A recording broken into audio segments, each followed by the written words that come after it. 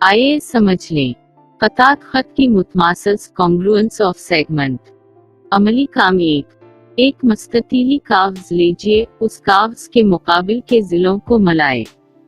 मुशाहदा कीजिए कि वो एक दूसरे को मुकम्मल तौर पर मिलते हैं, बामंतबक होते हैं।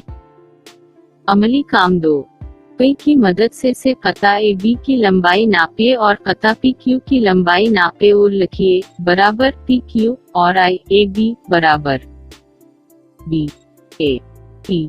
कता खत ए बी और कता खत पी क्यू उन कतात खत की लंबाई मुसावी है ना।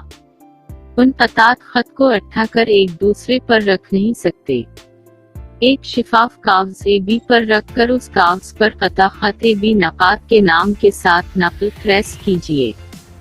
शिफाफ कागज पर हासिल होने वाला नए कता खत को कता खत पी क्यू पर रखकर जांच किए। नक्ता ए को नक्ता पी पर रखी तो नक्ता बी का नक्ता क्यू पर मंतबक होने का मुशाहदा किए। उस बना पर मुझ में आता है कि कता खत ए बी ये कता खत पी क्यू से मुतमासिल। उससे नतीजा अख्ज़ होता है कि दो कतात खत की लंबाई मुसावी हो तो वो कतात खत एक दूसरे पर मंतबक होते हैं, यानी वो मुतमासिल होते हैं। कता खत ए बी और कता खत पी क्यू मुतमासिल हों तो इसे पी क्यू कता बराबर ए बी कता लिखते हैं।